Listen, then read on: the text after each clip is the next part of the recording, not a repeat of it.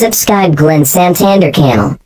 Subscribe Glenn Santander Channel. Sa mismong araw na bumisita si North Korean leader Kim Jong-un, ginulantang ng puwersa ng Ukraine si Putin ng matagumpay na bumabahin ito ang isa sa mga malalaking Russian Navy shipyard at nag-ewan ng malaking pinsala na tiyak na pumipilay sa militar ni Putin. Ang Ukrainian Armed Forces ay walang anti-submarine aircraft tulad ng P-8A Poseidon o P-3 Orion.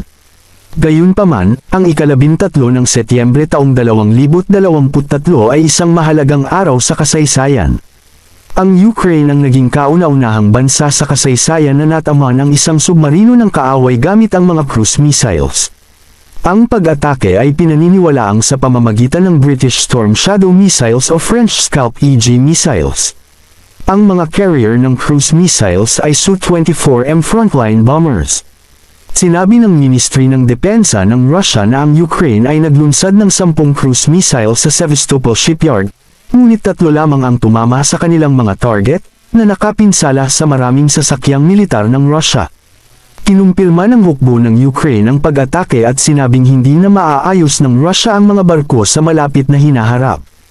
Ang malaking landing ship ng Russia na Minsk at ang submarino na Rostov-on-Don, na tinamaan sa pag-atake sa gabi sa Sevastopol, malamang na hindi na maibabalik, sabi ni Andriy Yusov, isang kinatawan ng Ministry of Defense ng Ukraine, sa Ukrainian TV. Kinumpirma ng mga channel ng Russian Telegram ang mga pangalan at uri ng mga sasakyang dagat.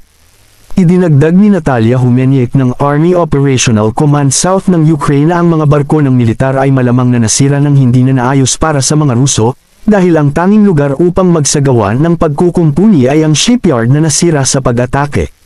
Ang Ukrainian Air Force Commander na si Mykola Oleshchuk ay nagpahiwatig sa publiko na ang Ukrainian Air Force ay nasa likod ng pag-atake ng Sevastopol at gumamit ng mga missile ng British Storm Shadow para sa pag-atake.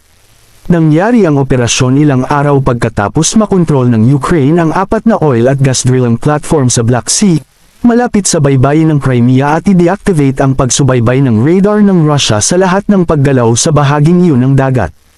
Gumamit ng pambihirang pagkakataon ng mga puwersa ng Ukraine upang i-target ang isang submarino habang ito ay nasa ibabaw ng dagat. Ito ang unang pagkakataon na matagumpay na ginamit ang mga air-to-air missiles laban sa isang submarino, sinabi ng eksperto sa militar ng Ukraine at dating opisyal ng militar na si Roman Svitan. Inihambing niya ang kahalagahan ng operasyon sa paglubog noong nakaraang taon ng Moskva cruiser sa Black Sea, masasabi kong ito ay isang mas malaking tagumpay.